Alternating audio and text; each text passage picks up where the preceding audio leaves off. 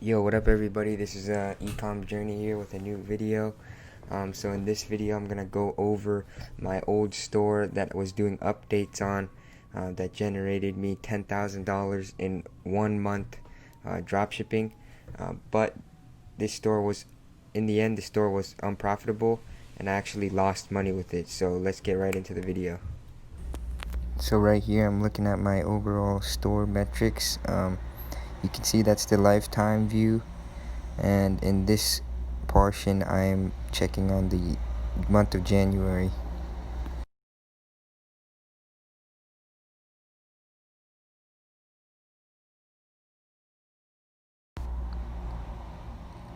Now here I'm showing you the view on my Facebook Ads Manager. There's the lifetime. Just refresh the page and scrolling to the amount spent there, 10,000, to get back 11,000 with the ROAS of 1.1. And then now I'm showing you the month of January, where I spent around $8,000 to make back almost 10. Oh, but Facebook doesn't convert all your events, so it missed a few. So how I found this product was I was watching YouTube videos for winning product videos, and I was watching Ecomm Wizard, shout out Otis if you guys know him. But anyways, I found a product through one of his videos, and that was actually the initial product I tested first. And that product actually didn't work for me, and I lost money with it. But through that, I found a competitor who I saw marketing this next winning product, and that's actually the product that took me to $10,000 in 1 month. And the product I'll show you in a second, but it is a time-saving product for women, and it's like a hair accessory. The Ecomm Wizard. This is Otis. If you guys don't know, go check out his videos. Okay, so how I built the store was just a free theme. It was the debut theme on Shopify, and I used Canva to create the logo and edit images on the website. I'll show you. I'll be taking you into the website right here in a second. So here I'm just showing you the video that I based my store build off of, this VRM video right here. So now I'm taking you guys into my store. This is my home page right here, so you can see what I was selling. My logo there, I made it on Canva. You can just use, you could look up PNG images, and I basically found that back logo, little hair icon, and then just threw some text over it. And then here I'm showing you the hair piece that I was selling. This one that I'm scrolling over right now is the first product I tested, and it's just like a scrunchie for women. One thing I did differently though was I had a bunch of color icons instead of the actual drop down menu, and I'll show you that in a second right here. So with this, it just shows all the colors in terms of like a little box, a little square instead of a drop down, and that just made it a lot easier for me to show the customers what the variants were, since there were so many.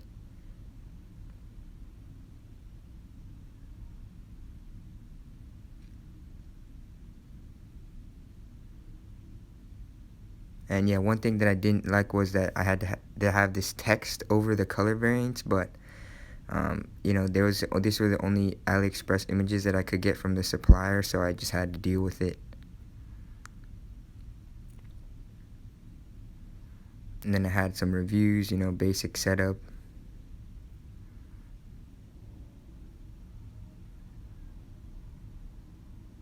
And then this next product right here is the clip-on, which is the one that I scaled to 10,000 in 1 month with, and is more of my winning product.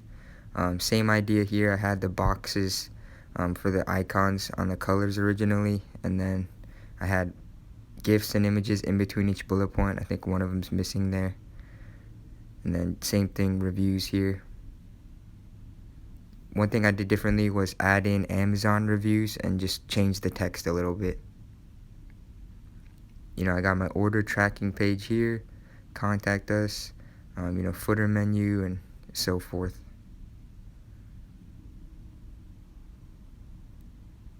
I also added this customer service tab. Here's the apps I was using. One app that I was using differently was in-cart upsell, and this app basically allows you to do an upsell in the cart. Mine was a little different. It wasn't actually in the cart like this. It was actually on the cart page, not just like this dropped sidebar menu. But yeah, you can customize it, and that actually did pretty well for me. It doesn't get in the way of the checkout process. So, and going here, you can see my analytics on the dashboard. This was my first product test, so I made 1,200 and then had 8,000 store visitors, so not a good ratio at all. My conversion rate is low. And then now getting into my next product test, which I started on Christmas Day. You could see there 11,000 with 18,000 store visits, 1.7 conversion rate, 338 total orders. Now for the video ad creatives, at first I tried making them myself, and they actually did do kind of decent at first, for the first product at least. But overall, I decided it was just taking too much time, and I was being lazy about it.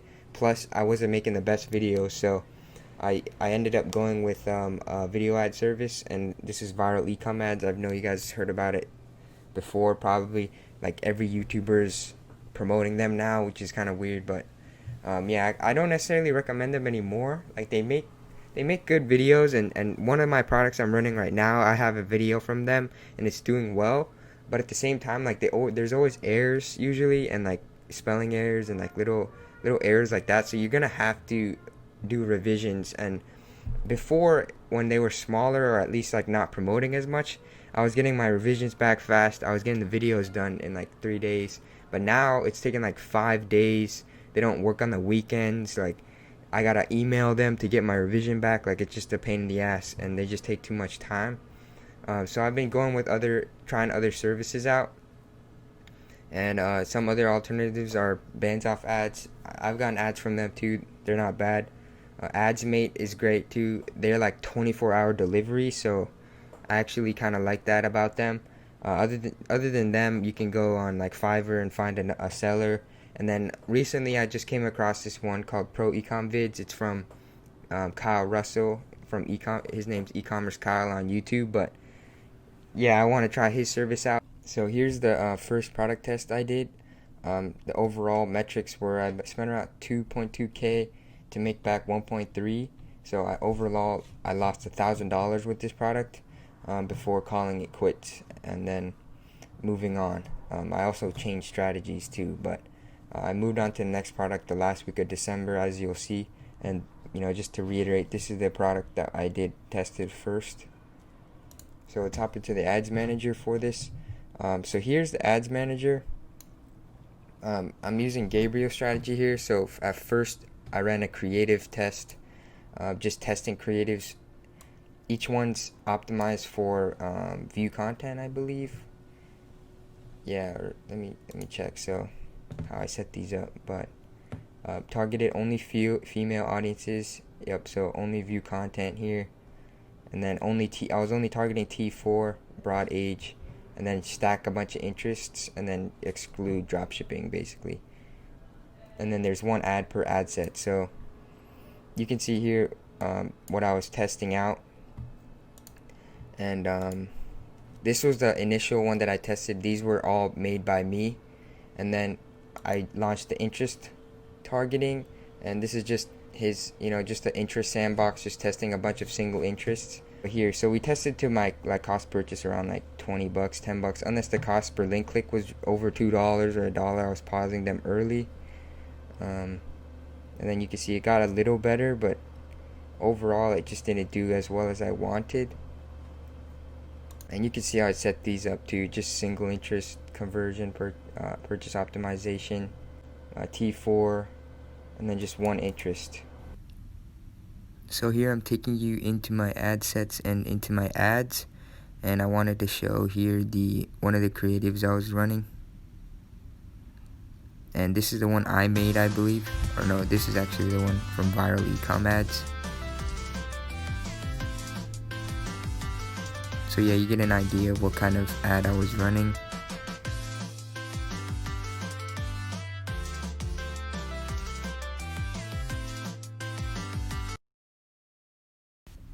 So this is a KPI breakdown sheet from Gabriel's course. Basically, it goes over, what your target KPIs want to be and what your break-even KPIs are when you plug in the product cost and the profit target you're trying to get. So yeah, this was a useful tool for sure. So moving on to my next product test, which was my winning product. I started testing it on Christmas Day, December 25th, and I found this product by testing the first product. Based on the competitor, I went on their ad, checked on what ads they're running, and found that they're running this product, so I decided to test it for myself.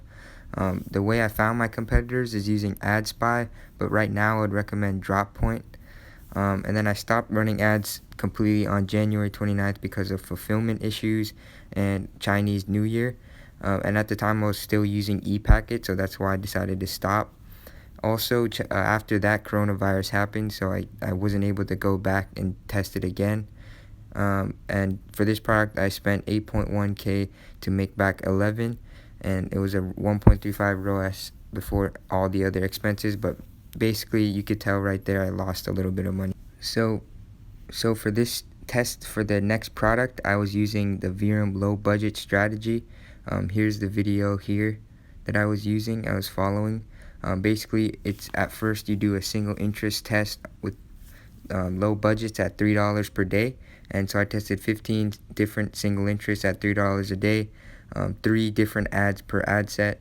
That initial 15 interest test, finding a better creative, the one with the lower CPC, and if there's one ad that's over $1, you kill that, and if all of your ads are over $1, you kill the whole campaign and start over.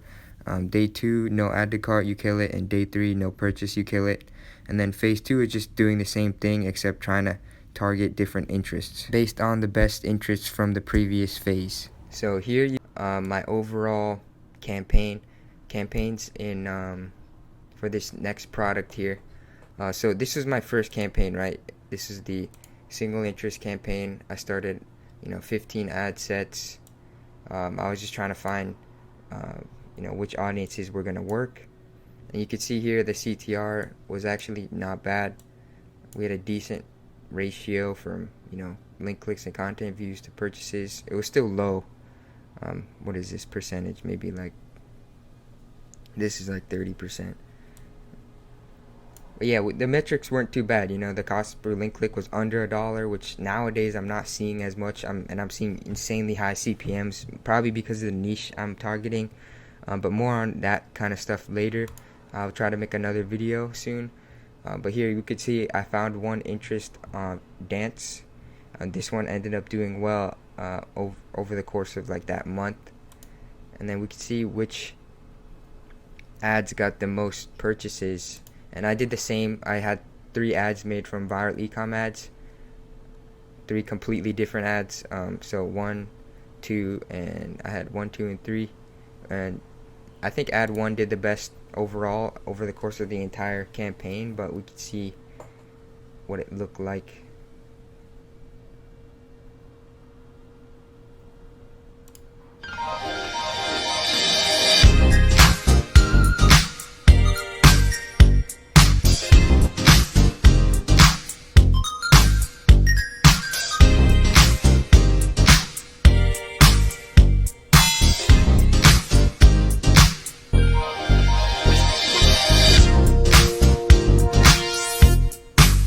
Yeah, this is basically the product and the best ad I had. Just to give you an idea of what the other ads were like, they just changed up a few clips kind of thing. Look, you could see I told them to try to make a viral style video, and they basically make different variations of the same ad. And I just tested the video. In terms of the copy and the thumbnail, they're the exact same.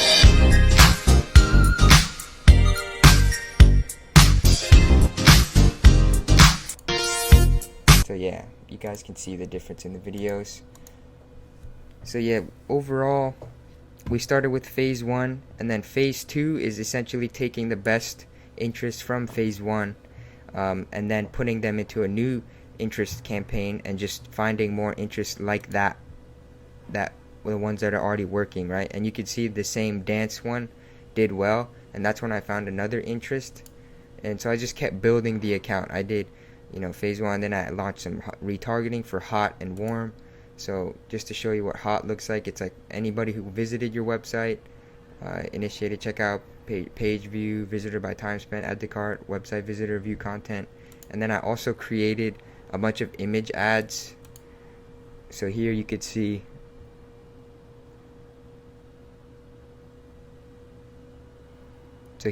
just like a simple image ad I made, like added some text to a picture, and then used a little bit of different copy. I think I added like a discount code.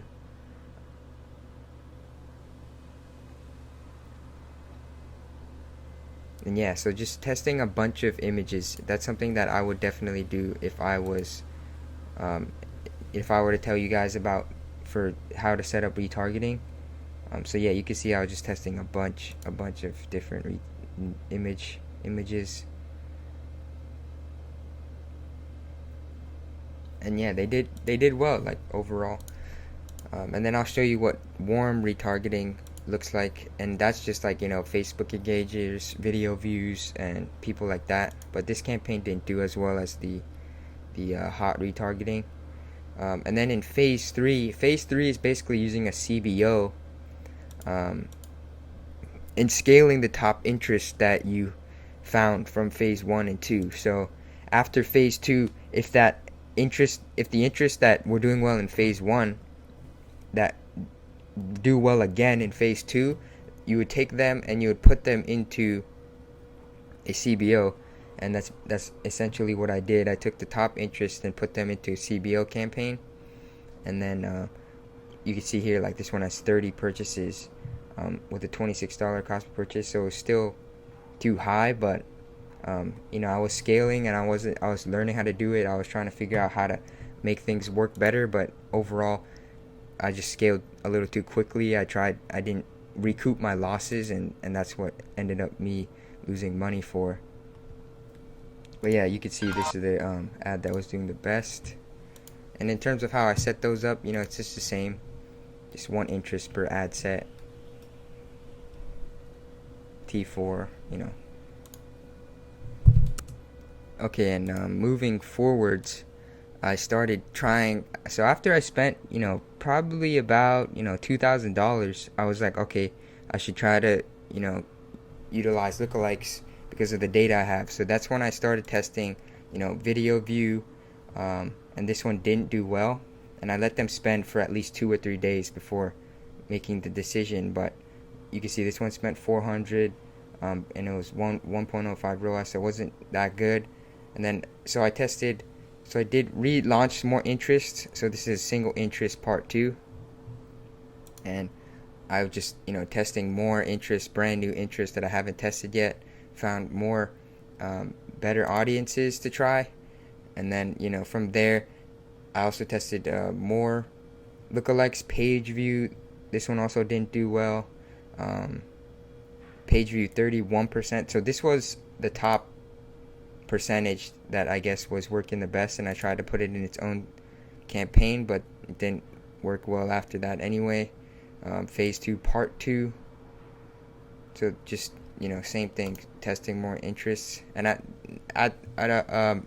normally what I do now is just test a huge interest sandbox, not create whole new campaigns for different interest tests.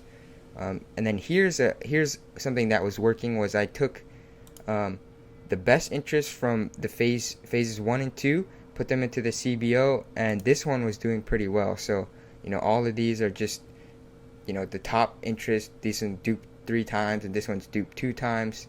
And then I had 89 purchases, so it's like, and this one's over break even, or around break even, 1.52. So yeah, overall this one performed the best for sure. Just interest targeting did the best for me for this product.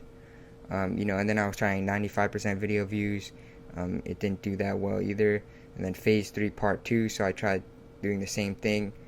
Didn't work out as well for the interests I tested on this time. The dance halls, romance, nightclubs.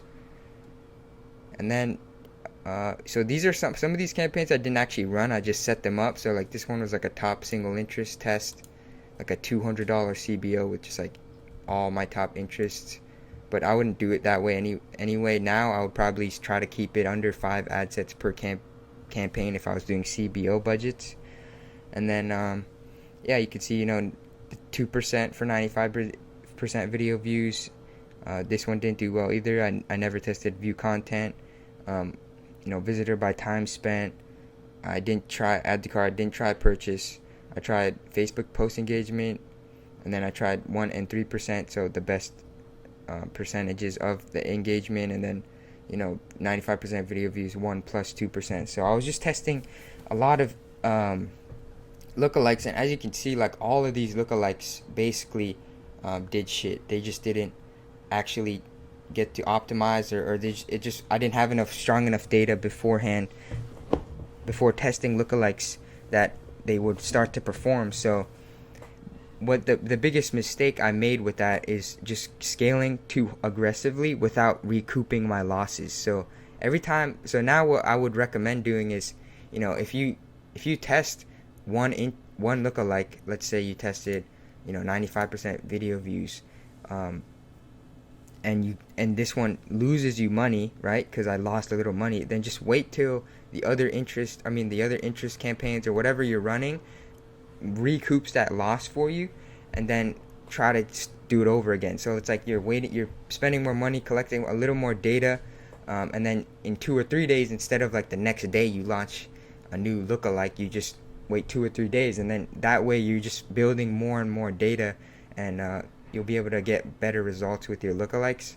And I haven't really been able to test like how I'd want to, like this is just such limited budgets and low budgets that it's really hard to test efficiently. Like you have to just test really slow, and like even then sometimes the ad sets won't optimize completely. So it's just like a struggle with low budgets. Like dropshipping is good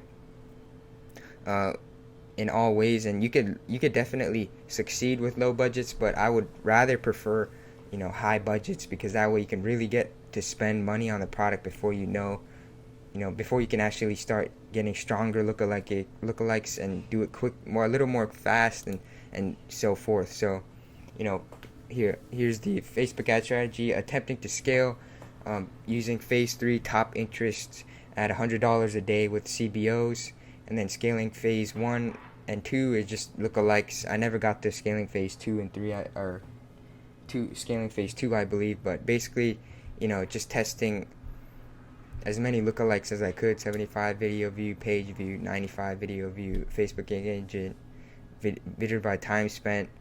And I think, like I was saying before, where I went wrong is like my budget's holding me back.